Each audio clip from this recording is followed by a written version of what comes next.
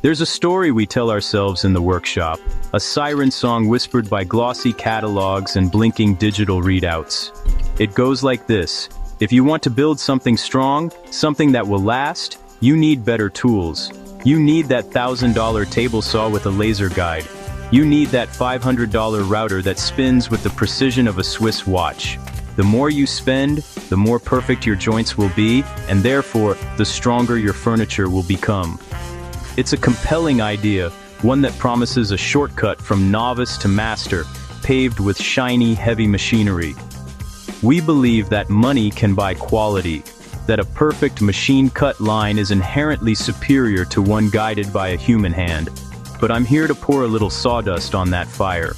I've seen beginners mortgage their garages to fill them with tools they barely understand, all in pursuit of this mythical machine-made perfection.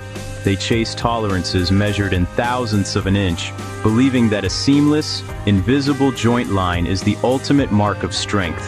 This belief is so widespread that it can discourage folks before they even start. They look at their modest hand plane and simple pull saw and think, how can I possibly compete with a computer-controlled cutting rig? They feel like they're showing up to a cannon fight with a well-sharpened stick, and that can be a mighty disheartening feeling for anyone with a simple desire to make something good with their own two hands. The truth, as it often is far more humble and I think far more beautiful. The strength of a wood joint doesn't come from the price tag of the tool that cut it. It comes from something much older, much more fundamental.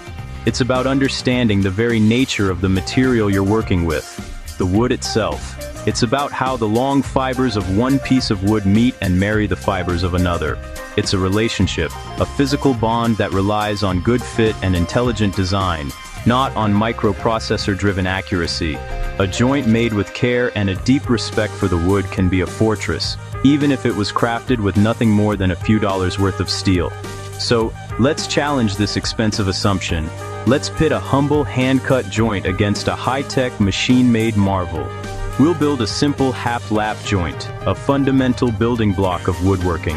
One will be made with a $3 pull saw and a sharp chisel, tools that have served woodworkers for centuries. The other will be born from the whirring blade of a top-of-the-line table saw, fitted with a precision crosscut sled. We are going to put aside our preconceived notions about what makes something strong and let the wood itself tell us the truth. It's time for a good, clean, honest competition between man and machine, between simple skill and expensive horsepower. Our first contender is the $3 champion. For this, I grabbed a standard piece of pine, a cheap but honest pull saw, and my trusty, well-sharpened chisel. The mission was to create a half-lap joint, where half the thickness of each board is removed so they can overlap and sit flush. I marked my lines with a pencil, nothing fancy. The saw did the initial work, cutting the shoulders of the joint. The cuts weren't perfectly smooth, mind you.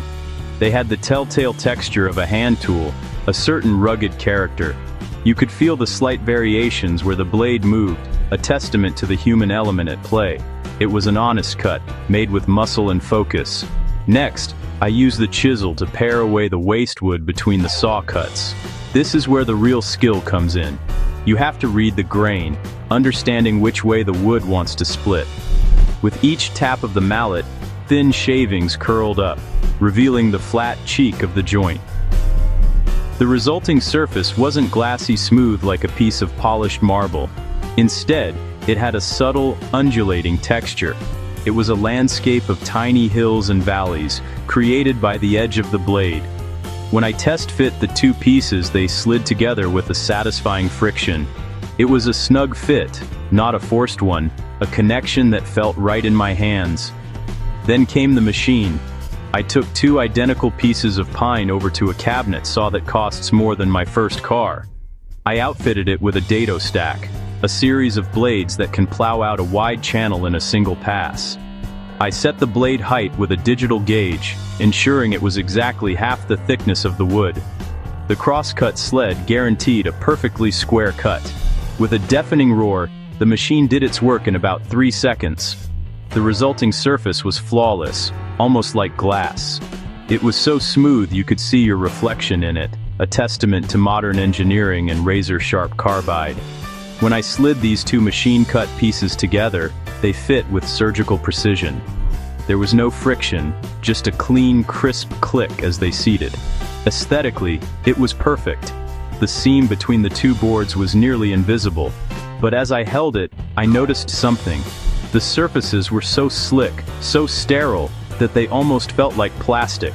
I applied an even layer of good wood glue to both joints, the hand cut and the machine cut, and clamped them with equal pressure. Now there was nothing left to do but wait for the glue to cure and prepare for the moment of truth. After letting the glue dry overnight, it was time to see what these joints were made of. The arena was simple. My workbench, a couple of clamps to hold the pieces down, and my own brute force. First up was the machine-cut joint, the picture of modern perfection. I clamped one end securely to the bench, letting the joint hang off the edge. Visually, it was impeccable. The glue line was a barely there whisper, a testament to the flawless mating of the two surfaces. It looked strong. It felt strong. I placed my hands on the free end and began to apply steady downward pressure. I pushed harder, leaning my weight into it. For a moment, it held firm, a rigid soldier standing at attention. But then with a sharp sudden crack, it gave way. The failure was catastrophic and clean. The joint didn't bend or groan. It simply snapped. Looking at the broken pieces, the story was clear. The glue had adhered perfectly to the two super smooth surfaces, but the wood fibers themselves had torn away just below the glue line. It was a shallow failure, a surface-level break. The bond was strong, but it was also brittle, a consequence of that very perfection we so often chase. Next, it was the humble hand-cut joint's turn. It looked a bit more rustic, with its visible saw marks and chiseled texture. I clamped it to the bench in the exact same manner. As I began to apply pressure, the experience was immediately different. The joint groaned, it creaked, it complained, it was fighting back. I had to put significantly more of my weight into it, feeling the wood fibers straining and protesting under the load. It bent visibly, flexing under the immense stress, but it refused to snap. It was like trying to bend a thick bundle of rope. It had a resilience that the other joint simply lacked. I pushed with everything I had, my muscles straining against the wood's stubborn will. Finally, with a deep tearing sound, the joint began to fail. But it wasn't a clean snap. Instead, the wood itself tore apart, deep within the piece, far from the actual glue line. Long, ragged splinters of wood were pulled from the heart of the board. The joint itself, the area where glue met glue, remained largely intact. It had failed not at the seam, but because the very structure of the wood itself was ripped to shreds. The ugly hand-cut joint had withstood far more punishment than its pretty machine-made cousin. So what happened here? Why did the rough $3 joint put the expensive one to shame?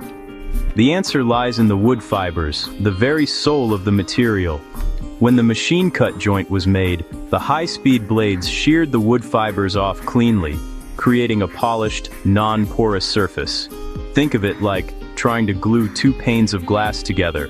The glue can only grab onto the very top layer. When stress is applied, the bond is only as strong as that thin, superficial layer of wood.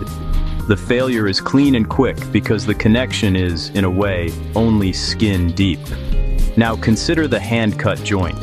The saw and chisel didn't just slice the wood, they tore and crushed the fibers on a microscopic level. The surface I created was a jagged, porous landscape full of nooks and crannies. When I applied the glue, it didn't just sit on top. It seeped down into these open-ended wood fibers, penetrating deep into the material. The glue wasn't just connecting two flat surfaces, it was creating thousands of tiny mechanical anchors, grabbing hold of the wood from the inside out. This creates a much deeper, more integrated bond that is far more difficult to break. This principle is why old furniture, made centuries before the invention of the table saw, can still be so incredibly sturdy. Those old-timers didn't have precision tools, but they had a profound understanding of their materials. They knew that a slightly roughened surface, created by a hand plane or a toothed blade, would create a stronger glue bond. They were working with the wood, not just imposing a perfect geometry upon it. Their goal wasn't a flawless surface. Their goal was a joint that would hold a table together while generations of families ate, argued, and celebrated around it. Strength came from technique, not technology. This isn't to say that expensive tools are useless. They are wonderful for saving time and ensuring consistency, which is crucial in a production environment. But they are not a substitute for knowledge. The strength of your work doesn't come from the tool, but from the hands and mind that guide it. Understanding that a little bit of texture can be your best friend in a glue-up is a piece of wisdom worth more than any fancy machine. It teaches us to look past the surface and appreciate the hidden mechanics that give our work its true, lasting integrity. The lesson here is a powerful one, especially for those of you just starting your journey in woodworking. Do not be discouraged by a lack of expensive equipment. Do not let the slick marketing convince you that you need to spend a fortune to build something worthwhile. Your greatest assets are not in a catalog, they are your curiosity, your patience, and your desire to learn.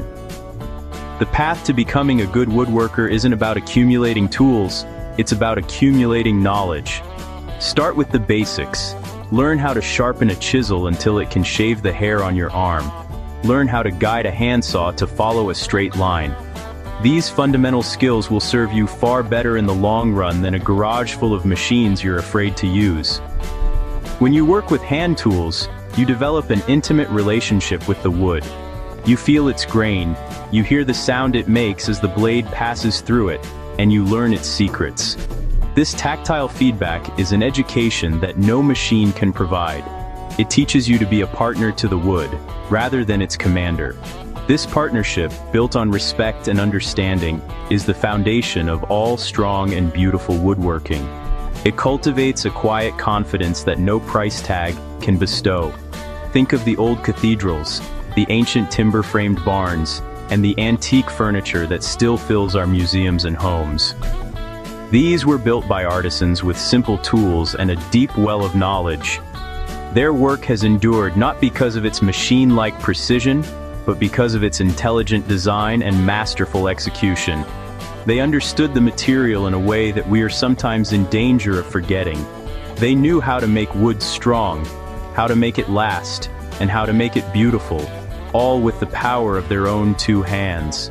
That is the legacy we should all aspire to. So, I'll leave you with a question to ponder the next time you feel the pull of a shiny new tool. If you had to choose, would you rather have a workshop full of the most expensive tools money can buy, or the skill and knowledge to build anything you wanted with just a few simple, well-maintained implements? For me, the answer is clear. The true measure of a woodworker is not the size of their tool collection, but the depth of their understanding.